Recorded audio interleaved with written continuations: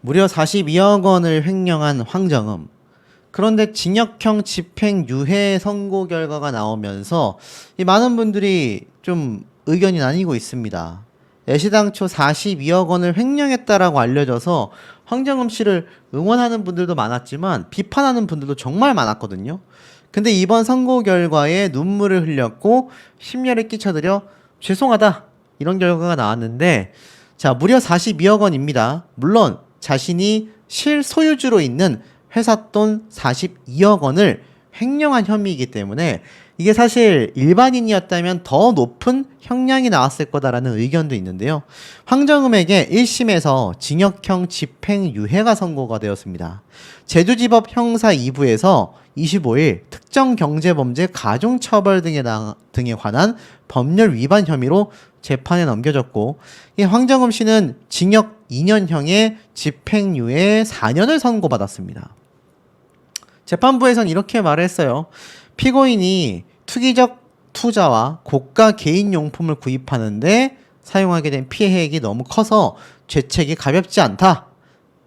근데 이게 중요한 게 많은 분들이 징역 2년에 집행유예 4년을 선고받았다 보니까 그럼 교도소 가는 거 아니냐라고 하실 수 있는데, 집행유예 4년이 선고됐기 때문에 이 집행을 하는 데에 4년 동안 유예기간을 두겠다라는 겁니다.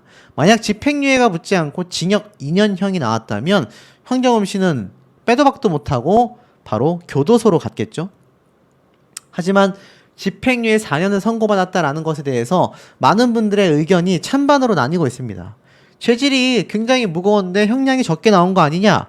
아니다. 형량이 많이 나온 거다. 이런 얘기가 나오는데요. 재판부에서도 이렇게 말을 했습니다. 피해 회사는 피고인이 1인 회사이기 때문에 만약 손해가 발생한다 하더라도 피고인, 즉 황정음 씨 본인에게만 한정된다. 횡령한 금액을 또 전액 변제를 했다. 그리고 초범인 점을 참작했다라고 말을 했습니다. 알다시피 이 황정음 본인이 직접 설립한 이 1인 100% 법인 회사 훈민정음 엔터테인먼트는요, 자신이 100% 지분을 소유한 가족법인 기획사로 알려져 있습니다. 심지어 여기 기획사의 소속 연예인은 황정음 본인 한 명뿐이에요. 그래서 본인이 횡령을 해가지고 사용하게 된 42억 원을 가상화폐에 투자를 했다가 나머지는 재산세와 지방세를 내기 위한 카드급 등에 사용이 됐다고 합니다. 결국 재판 과정에서 이 사실을 모두 인정했고, 훈민정음 엔터테인먼트에서 가지급금 형태로 꺼내서 쓴 금액, 그러니까 쉽게 말씀드리면 황정음 씨 본인이 절대 지주인 법인 회사를 냈습니다. 그리고 그 안에는 자신이 이때까지 벌어온 돈 42억 원이 있었어요.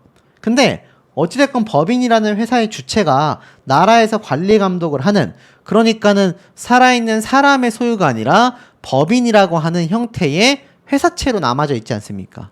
그러니 아무리 자기 돈 전액이라 할지라도 함부로 가져다 쓸 수가 없어요. 그게 법인 회사의 기본적인 시스템이거든요. 그렇기 때문에 만약 그게 싫다면 그냥 개인 사업자로 운영을 했으면 됩니다. 근데 왜 법인 회사로 많이 전환을 하게 될까요? 아무래도 세금적인 부분에서 나라에서는 개인 사업자보다 법인 사업체에 대한 세금 이 과징 여부가 현저히 적기 때문입니다. 그러다 보니까 1인 회사여도 법인으로 전환하는 경우가 굉장히 많아요. 황정음 씨도 아마 그런 모양새가 아니었나 싶습니다. 수입이 높아지다 보니까 개인 사업자로 지출해야 되는 세금이 엄청 높아지거든요. 절세의 목적으로 아마 1인 법인 회사를 설립했을 겁니다.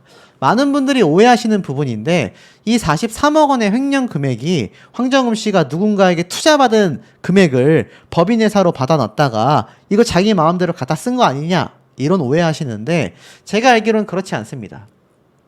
1인 법인회사 100% 지분이라고 했을 때 그냥 자기 돈 42억 원을 가지고 법인회사를 냈고, 자기 돈 42억 원을 법인회사에 입금을 한 겁니다. 그 상태로 운영을 하다가 이거 내 돈이니까 내가 가상화폐에 좀 투자를 해봐야지 이러고 42억 원을 가지급금이라고 나와져 있잖아요. 이게 뭐냐면 법인회사가 아무리 황정음 씨 본인이 절대 100% 지분이라 할지라도 이 나라에서 관리 감독하는 법인체다 보니까 그 돈을 사용할 때는 명목이 확실해야 합니다. 근데 42억 원이면 금액도 너무나 크고 가지급금 형태라고는 하지만 말 그대로 회사에서 빌려준 거예요. 황정음 씨한테. 근데 이게 사실 사용처 자체가 가상화폐 투자 목적으로 갖다 쓴다라는 거는 굉장히 좀 어렵거든요. 그러다 보니 이게 횡령이 되고 만 겁니다. 심지어 이 가상화폐 투자 자체가 이 법인업체인 자신의 회사의 어떤 이익 상승을 위한 투자라던가 어떤 물건 구입이 아니라 자신이 이 가상화폐로 투자를 해서 돈을 벌기 위해 갖다 썼기 때문에 전액 횡령이 되어버린 겁니다. 이 좀 이해가 쉬우실지 모르겠습니다. 근데 중요한 건 대중들의 반응이에요. 만약 일반인이 42억 원을 횡령했다면 최소 징역 5년형이다. 42억 원을 횡령했는데 집행유예라니 탈세 아니냐. 법인으로 인해서 소득세도 덜 냈을 텐데. 자, 여러 가지 이야기가 나옵니다. 본인 돈을 쓰려면 개인 사업으로 했어야지 법인채로 왜 함? 이게 제가 말씀드렸던 부분인 거죠. 많은 분들이요, 이거 실화냐? 42억이나 횡령했는데 구속이 안 돼? 초범이라고 봐줬다고? 말도 안 된다. 자, 왜냐하면 황정음 씨 본인도 이 재판을 받고 나서 나온 다음에 그동안 살면서 경찰에 간 적도 없는데 이런 일을 처음 겪다 보니 이 선고 결과를 듣고 눈물이 나왔다라고 말을 합니다. 그러면서 법정에서 선고가 내려지자마자 눈물을 흘리며 재판장을 나와 취재진 앞에서도 심려를 끼쳐 죄송하다라고 이야기를 했습니다. 어찌됐건 42억 원을 어디다 썼던지 간에 앞에 말씀드린 것처럼 이 돈이 황정음 씨 본인만이 아니라 여러 사람의 투자 금액으로 만들어졌던 금액이라면 이거 훨씬 더 형량이 높게 나왔겠죠. 하지만 설사 피해를 본다 하더라도 투자자 한 명 없이 황정음 씨 혼자 운영하는 법인 1인 기업이었기 때문에 이 재판부에서 뭐 그 정도는 한다 했다 하더라도 형량을 높게 주긴 좀 어렵다. 그렇게 말을 한 것 같아요. 그래서 양형이 되었다라는 겁니다. 알다시피 황정음 씨 본인이 연예인 활동을 위해 기획사를 설립했고 회사를 키워보고자 하는 마음을 갖고 있던 차에 2021년도 주위 사람으로부터 코인 투자를 전해 듣게 됐고 회사 자금을 불려보라는 권유를 받아서 잘 알지도 못한 상태로 코인 투자를 하게 되었다. 회사명의 자금이었지만 내가 직접 벌어들였던 수익이었기 때문에 미숙한 판단을 하게 되었다. 코인 투자로 인해 손실을 봤지만 회사 지분을 100% 보유하고 있고 다른 연예인도 없었기 때문에 담보를 확보하는 은행 외에는 다른 채권자도 없어 제3자에게 피해를 끼친 게 없다. 현재 다른 소속사에 몸을 담고 미 회사와의 거래 관계를 깨끗이 정리하고 있다. 라고 말했습니다. 자, 하지만 이 황정음 씨에 대한 비판 여론이 쌓이는 이유가 있어요. 한 달 만에 43억 원을 전액 변제했어? 황정음 100억 부동산 자산가 소문이 진짜였나? 연예인 걱정은 오지랖이다 라는 기사가 있습니다. 황정음 씨를 응원하는 팬들 입장에서는 이거 이러다가 황정음 씨가 42억 원 다 변제하고 폭삭 망하는 거 아닌가 생각하신 분들도 계실 텐데 그렇지 않다라는 겁니다. 그러니까 한 달 만에 이 수십억을 다 청산을 했다라는 거죠. 사유재산을 처분해서 이 전액 변제를 하였다라는 겁니다. 자, 그러다 보니 역시 대중들은요, 황정음 씨의 막대한 자산으로 시선이 향하게 됩니다. 황정음 씨가 전 남편 이영돈과의 이혼 과정에서 상당한 부동산 자산을 보유 중인 사실이 전해졌기 때문이죠. 서울 이태원동의 46억 5천만 원 규모의 단독주택과 신사동의 62억 원 상당의 빌딩, 최소 부동산 자산만 100억 원에 달할 것이다 라는 추정이 나왔기 때문입니다. 그래서 네티즌들은요, 연예인 걱정이 제일 쓸데없다. 43억을 한 달 만에 변제했어? 엄청 부자였구나. 부동산만 100억이라더니 다 털어서 갚은 것 같다. 이러한 말이 나오고 있습니다. 사실 황정음 씨의 요번 43억 원 변제는요, 만약 전액 변제하지 못했다면 형량이 더 무겁게 나올 수도 있었을 겁니다. 근데 그 43억 원 코인에 투자했던 돈 변제를 했다 하더라도 결국 그 돈도 자기 돈이에요. 그냥 이 명목상 법인이라는 돈에 묶여있을 뿐이지 자신이 100% 그 43억에 대한 회사의 지분을 다 가지고 있잖아요. 그러니 그 돈도 자기 돈인 겁니다. 그냥 그 돈을 어디에 넣어놨냐? 이 차이밖에 나지 않는 거죠. 그러니 황정음 씨가 재산 다 털어가지고 43억 원 변제해야 된다던데 어떡하냐? 걱정할 필요가 없는 겁니다.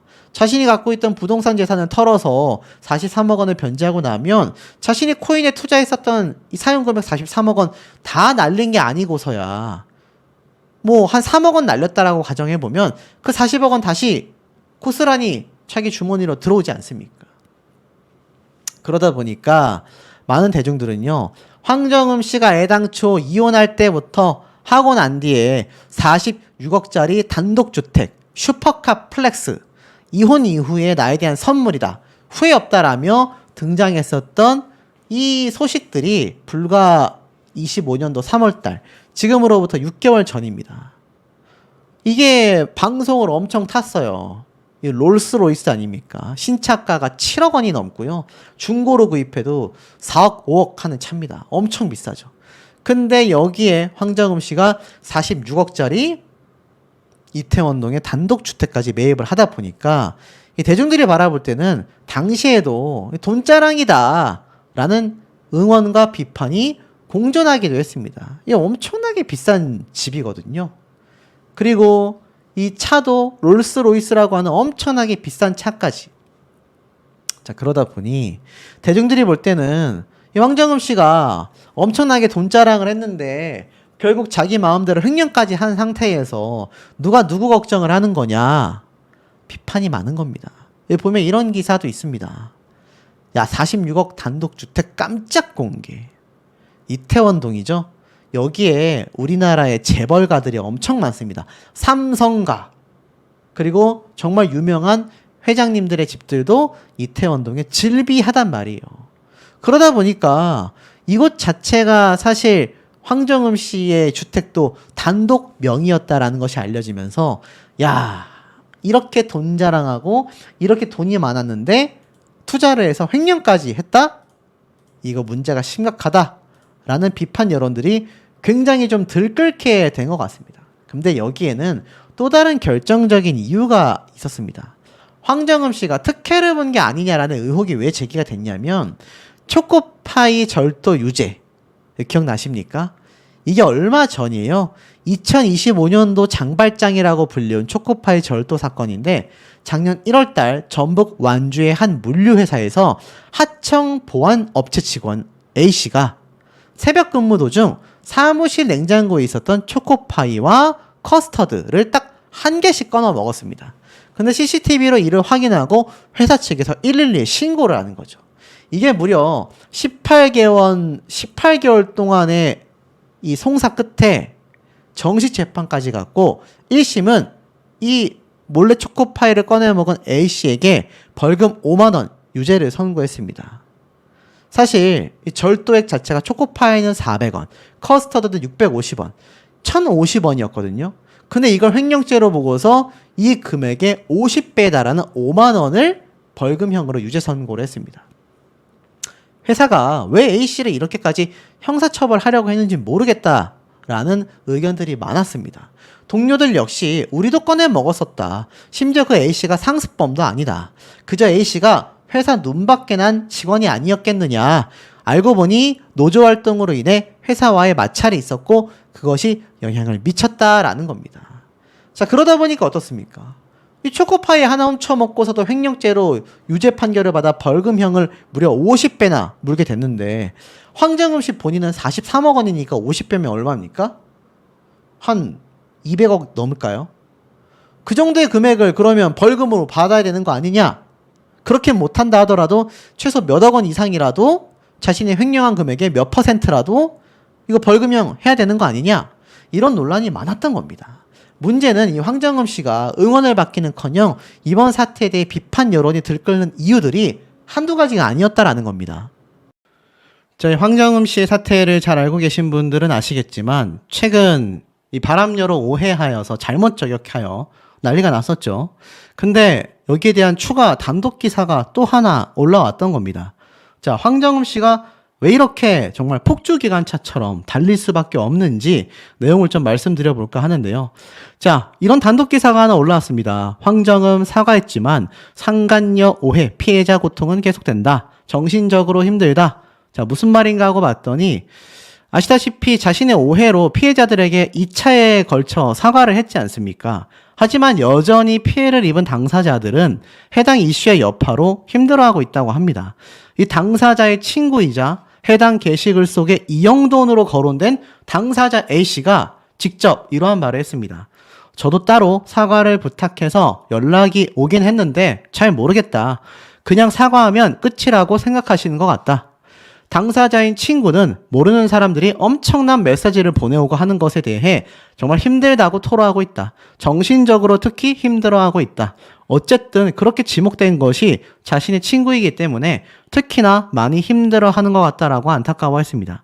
이제 더 이상 자신의 실명이 거론되지 않았으면 좋겠고 그 기사에 나와 있던 실명 내용들은 다 내려진 것 같지만 여전히 SNS나 블로그 같은 곳에 자신의 글을 캡처한 게 떠돌아다닌다라고 말을 했습니다. 이 A씨는 황정음 씨가 자신의 친구에게도 사과를 하긴 했다. 그런데 그게 진실된 사과가 아니라 SNS에 올린 내용이랑 별다를 거 없다. 그러다 보니 친구는 여전히 힘들어하고 있다. 정말 힘든 비판들이 너무 많아 핸드폰을 그만 보고 싶고 언제 다 하나하나 조치를 하냐고 이야기하더라. 외국 사이트 같은 곳에도 자신의 사진이 돌아다닌다고 하더라. 근데 그런 건 지울 수가 없다고 하더라. 충격적이죠. 왜냐하면 이 누리꾼들이 악의적으로 이 당사자의 사진을 막 그런 데 뿌려버리는 겁니다. 법적 조치에 관해서는 잘 모르겠다. 사과글을 봤을 때 그냥 사과하면 끝이라고 생각하는 것 같아 조금 황당하다. 우리는 일반인인데 이름이나 얼굴이라도 가리고 올리던가. 진짜 이건 아닌 것 같다. 저는 괜찮지만 제 친구가 너무 걱정이 된다라고 우려를 표하고 있습니다. 결국 황정음 씨의 이번 사태에 대해서 지금 정말 많은 기사들이 계속 보이시죠? 끊임없이 쏟아지고 있습니다. 자, 그러다 보니 어떻습니까? 사실 이 황정음 씨가 등장하기로 한 무려 460억을 쓴 7인의 부활 시청률이 굉장히 저조합니다. 사실 460억이면요 오징어 게임보다도 제작비가 높거든요. 제가 말씀을 드렸던 부분이기도 하지만 결국 황정음 씨의 이번 사태로 인해서 자신이 등장하는 이 막장 드라마도 시청률이 곤두박질 치고 있습니다. 시청률이 너무나 저조하다라는 평가를 지금 받고 있는 거죠. 실제로 보니까 1회차가 4.4%였는데 사실 2회차가 3.2%를 기록하면서 굉장히 하락하고 있습니다. 앞서 1시즌에서도 6%대를 기록했지만 그것의 절반대로 지금 폭락하고 있는 거죠. 그러니 이 사태를 사실 황정음 씨가 다 해결을 해야 할 텐데 그것이 쉽지 않다라는 겁니다. 왜 이렇게 급발진을 하게 될까요? 이진호 유튜버라는 채널에서 보신 분들은 아시겠지만 거기에 대한 이유가 있습니다. 황정음 씨가 자신의 남편에 대한 이런 행각들이 알려진 게 최근이라고 해요. 몇 주 되지 않았다고 합니다. 아들이 핸드폰을 이렇게 가져다 주면서 알게 됐다라고 하는데 사실 직접 가져다 주었는지는 알 수 없지만 여기 보이시죠? 이거 아빠 폰. 황정음 씨가 이렇게 지금 급발진하게 되는 이유가 아들 손에 이 외도 증거가 있었기 때문이다. 이런 말이 나오고 있는 겁니다. 올해 초에 남편이 출근한 뒤 집에서 두 아이와 있던 황정음 씨가 아들의 핸드폰 전화를 갖다 주며 아빠 핸드폰이야 라고 말했다라는 거죠. 그런데 황정음 씨는 아빠 핸드폰 갖고 가지 않았어? 라고 했는데 그 받아든 핸드폰을 보니 평소 이영돈 씨가 쓰던 핸드폰이 아니었다라고 합니다. 결국 황정음 씨가 몰랐던 또 다른 폰을 이영돈 씨가 쓰고 있었던 거고 더 아마 고통스럽고 충격받은 건 이 핸드폰에 남편의 모든 문제 행동이 담긴 문자와 사진들이 고스란히 담겨 있었고 이것을 황정음 씨가 일부 공개를 했던 거죠. 더 이제 분노하게 된 건 이런 자료가 담긴 핸드폰을 다른 사람도 아니라 아들이 입수하여 전달했다라는 것에 많은 자괴감을 느꼈고 결국 급발진을 하게 된 것 같다. 이런 이야기가 나오는 겁니다. 자, 이번 사태 그럼 도대체 어떻게 흘러가게 된 걸까요? 자, 아시다시피 최근 이 황정음 씨가 남편분의 사태를 폭로하면서 방송가를 굉장히 뜨겁게 달고 났고 이제 이혼을 앞두고 있다. 이미 진행 중이다. 이렇게 말씀드려도 과언이 아닌데요. 기사 제목 보면 황정음 이번에 남편과 함께 바람이 난 상대를 폭로했다. 라는 기사가 아마 눈에 들어오실 겁니다. 황정음 씨가 최근 남편 이영돈 씨를 그냥 두리뭉실하게 바쁜 우리 남편 막 이런 식으로 비꼬는 게 많았다라고 한다면 이번에는 명확하게 남편과 함께 바람이 났다라는 상대를 직접 밝혔다고 해서 그야말로 완전 뒤집어진 상태인데요. 실제로 기사 내용을 보니까 반전이 있었습니다. 황정음 씨가 사진까지 박제해 놨었던 이 저격 사진이 알고 보니 오해였다. 무슨 말인가 하고 봤더니 황정음 씨가 이렇게 오른쪽에 한 여성의 사진을 아예 대놓고 박제를 해버렸습니다. 박제를 하면서 이 여성이 자신의 남편 이영돈 씨와 바람이 난 상대다. 이렇게 이야기를 주장한 거죠. 실제로 보니까 프로골퍼 출신 사업가인 이영돈 씨와 이혼 소송 중인 배우 황정음 씨가 최근 바람난 상대로 일반인 여성을 지목한 겁니다. 이게 연예인도 아니고 유명인도 아니고 일반인 여성을 보고 그 상대라고 확신해가지고 이야기를 했던 거죠. 이 당사자의 사진을 올리면서 추녀야 영돈이랑 제발 결혼해줘. 이혼만 해주고 방콕 가면 안 돼? 라고 적었다고 합니다.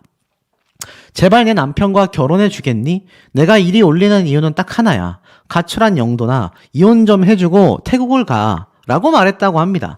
사실상 A씨가 누구냐면 그 일반인 여성분입니다. 그 A씨를 대놓고 저격한 게시물인 거죠.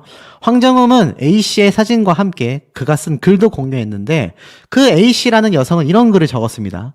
1박으로 방콕 간 사람은 나밖에 없을 거야. 그만큼 잊지 못할 여행이 되었다. 이영돈 고마워 라는 내용이었다라고 해요. 황정음 씨는 이영돈이라는 남편의 이름을 보고 확신을 했던 걸로 보입니다. 그런데 문제는 황정음 씨가 해당 게시물을 빠르게 삭제를 했고 문제는 이것을 캡처한 이미지가 이미 온라인상에 쭉쭉쭉 번져나갔던 거죠.